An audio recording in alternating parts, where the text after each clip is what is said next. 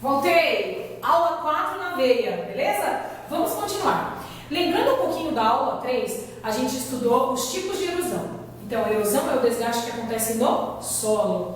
A gente estudou erosão fluvial, erosão eólica, erosão marinha e erosão glacial. Faltou uma erosão, que foi de propósito que eu deixei para falar agora, porque senão vocês iriam confundir o nome. A erosão que eu vou falar agora é uma erosão causada pela chuva. A chuva, água mole, perdura, tanto bate até que fura. Ela vai batendo no chão, vai arrastando o chão, vai levando embora tudo que ela vê. Esse nome de erosão causado pela chuva é chamada de erosão pluvial. Não confundam com erosão fluvial, que é relacionada ao fluxo do rio. Essa erosão causada pela chuva é a erosão pluvial. Lembra assim, ó, existe um equipamento que mede a quantidade de água que cai dos céus, a chuva. Esse equipamento chama pluviômetro. Então, a erosão pluvial é causada pela chuva. Muito bem. Qual o prejuízo que essa erosão pode trazer pelo solo? Pensa num lugar... Olha só, vou dar um exemplo aqui. Quem nunca foi para o sítio ou para o interior de São Paulo e precisou pegar uma estrada de terra? No meio da estrada existe uma lombadinha, né? Se a estrada estiver boa, aquela lombadinha mais redondinha, mais lisinha, se a estrada estiver boa. Só que na lateral existe aquele barranco, aquelas rachaduras imensas. Se a estrada não estiver boa, no meio da estrada você tem que ficar desviando dos buracos. Aqueles buracos todos foram causados pela chuva. A água vai arrastando tudo que existe ali. Pode perceber que aquele solo do interior, né, quando a gente vai para a chácara, para o sítio, pega o interior, é um solo, uma poeira muito fininha, porque as partículas já são tão fininhas, porque elas foram arrastadas, atritadas umas sobre as outras e lavadas. É um solo pobre. No meio da estrada não passa nada. Por quê? Não nasce nada, porque o solo costuma ser compactado ou amassado pelo peso dos carros e dos animais que passam ali, e porque o solo foi lavado de nutrientes, foi tudo embora, tá bom? Desculpa, essa era a última erosão que eu tinha para falar para vocês. E agora a gente vai continuar. Pergunto para vocês aqui. Bom, existe a erosão, e como é que a gente faz para evitar que ela ocorra? Como a gente faz para evitar que exista erosão, por exemplo, numa plantação gigantesca, que gera lucro, emprego e economia. É preciso usar técnicas de preparo para esse solo. Então, vamos aprendê-los. O que acontece com os terrenos sem preparo para evitar a erosão? Eu gostaria muito que vocês assistissem esse vídeo com muita atenção. É só clicar no link que vai ficar disponível para vocês.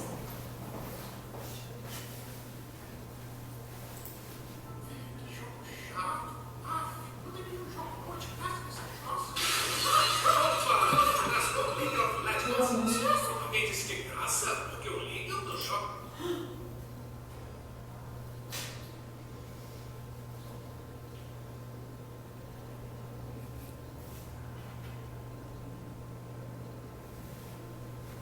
São nomes técnicos, o que se conhece popularmente como quedas de barreira ou desbarrancamentos. O problema acontece em diversas regiões do Brasil, principalmente em épocas de chuva, e se repete ano após ano, causando perdas de vidas, danos sociais e prejuízos econômicos. Somente nos últimos 3 anos morreram mais de 1.000 pessoas em escorregamentos de terra em várias cidades do Rio de Janeiro. Um número muito maior de pessoas, incluindo crianças, idosos e doentes, foi desalojado ou desabrigado. Somam-se a isto os danos econômicos causados pela destruição de moradias, estradas e redes de água e esgoto. Um dos tipos mais comuns de escorregamento é aquele que uma fina camada de solo desliza sobre a rocha.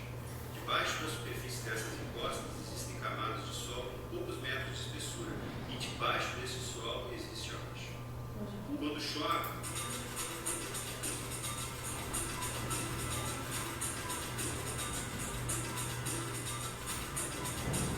esse modelo foi criado para representar uma encosta natural.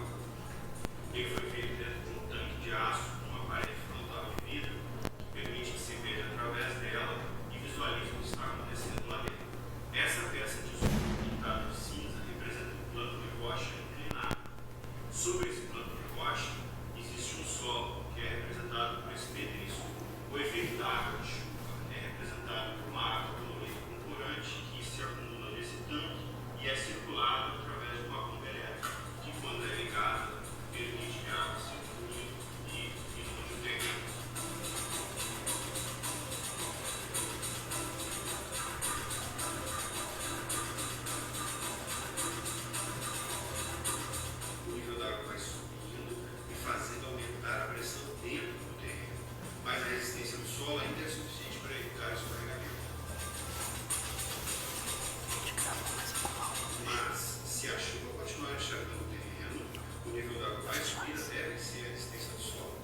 nesse momento acontece o escorregamento.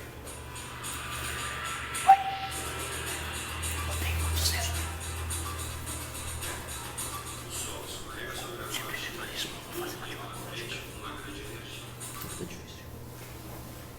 Voltei! Percebam que eu adiantei um pouquinho o vídeo, porque a intenção dele é fazer com que você assista calmamente em casa e para que ele contribua com o que a gente vai falar a partir de agora, ok? O que vocês conseguiram perceber brevemente aqui é que o solo, sem preparo, sem cuidados, ele é um solo que escorre junto com a água por causa de um tipo de erosão, nesse caso apresentado aqui para vocês, que é a erosão pluvial. Então vamos trabalhar agora com o que tem de conhecimento para a gente cuidar do solo, para que esse tipo de acidente não aconteça, ok? Então vamos lá. Que dera que todos os solos para plantio fossem planos, mas não é assim que funciona, porque existe aquela dinâmica do nosso planeta, da nossa rocha estranha, que faz com que ele seja cheio de relevos. Então vamos considerar que você precise plantar num terreno que tenha uma inclinação acentuada. Imagina você plantar nesse terreno e quando chover demais, toda a sua plantação será arrastada junto por causa de uma erosão pluvial, por exemplo. Isso não é legal. Seria perda de dinheiro, né? Tempo, e a economia, no seu caso, seria baixíssima. Então, a primeira técnica que existe para que isso seja evitado é uma técnica que se corta o terreno inclinado em degraus. Então, cada degrau facilita a plantação, as raízes, vamos dizer assim, as raízes da planta que está sendo plantada aqui em cima, ela vai penetrar no solo até aqui embaixo. Aí no próximo degrau, a raiz da planta aqui vai segurar toda a superfície do solo e assim por diante, dificultando o escoamento da água, dificultando que esse solo seja arrastado pela erosão pluvial. Então, essa é uma das técnicas, terraceamento, é pegar a terra e cortar em degraus, ok? O próximo é usar a plantação através de curvas de nível. Então, simplesmente o solo, plano ou não, ele vai ser plantado de forma que vá se formando curvas e que da mesma forma as raízes continuem segurando esse solo para que ele não seja arrastado pela erosão. Normalmente a curva de nível é feita em solos mais planos, né, para que as raízes das plantas também favoreçam a absorção daquela água da chuva e para que ele continue não sendo arrastado, tá bom? Então, terraceamento e plantação em curvas de nível. Próximo. Eu adoro esse tipo de plantação, é muito legal. Por quê? Ele evita duas coisas. Evita a erosão e o empobrecimento do solo.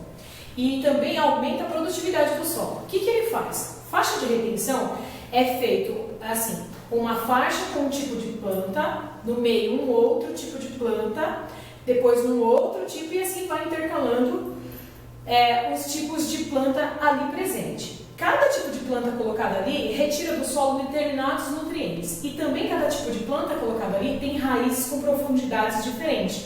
Isso faz com que, da mesma forma, o solo seja segurado, vamos dizer assim, né, e não arrastado pela água. Então, terraceamento, cortar a terra em degraus, curvas de nível e faixas de retenção. Quem que vai reter mesmo? A faixa vai reter o quê? O escoamento da água, o derrubamento desse solo, o empobrecimento e até os acidentes provocados pela erosão pluvial. Ok? Próximo. Voltei um pouquinho aqui do que a gente chama de assoreamento do rio. O que é um assoreamento do rio? A gente tem que associar o assoreamento do rio com uma erosão que a gente estudou na aula 3, que é a erosão fluvial. Existe então, aqui a gente já estudou a mata ciliar. Essa mata ela tem que favorecer a retenção tanto da água quanto do solo aqui, mas quando isso não existe, esse solo cai dentro do rio, olha só. Dentro desse rio, esse solo vai fazer com que esse rio se torne cada vez mais raso, interferindo negativamente no ecossistema aqui presente e aumentando o quê? O transborde desse rio em momentos de chuva muito pesada. Então, por que eu voltei nesse momento aqui? Porque esse tipo de erosão ele é fundamental, ele acontece com a gente aqui em São Paulo. E hoje ele não acontece tanto mais porque as margens do rio Tietê, que cortam a nossa cidade, foram impermeabilizadas, ou seja, A terra da lateral do rio não cai mais dentro da calha do rio. Lembrando que calha do rio é o fundo do rio. Então, quando isso foi feito aqui em São Paulo, eles impermeabilizaram a lateral do rio, né? E eles começaram a drenar a terra. Eles tiravam toda aquela terra do fundo. E isso passaram anos fazendo, tirando a terra do fundo do rio, tirando a terra do fundo do rio, para que ele se torne profundo. Mais profundo do que era, evitando o transborde nas margens. Melhorou bastante, né? Mas de vez em quando tem que passar a draga lá retirando a sujeira da calha do rio. Então, olha uma palavra nova aqui, calha do rio. É o fundo do rio, tá bom? Seria essa parte aqui, ó. Próximo. Volta só um pouquinho, só para mostrar uma coisa. Ó, clique aqui para entender o que é assoreamento de um rio. É um vídeo bem curtinho e vocês vão assistir em casa, ok? Combinado? Vai mostrar todo o processo de assoreamento e o que ele faz quando isso acontece. Bom, as palavras-chave dessa aula foram mata ciliar, assoreamento e calha do rio. Isso está relacionado a um tipo de erosão. Qual é mesmo? Erosão fluvial.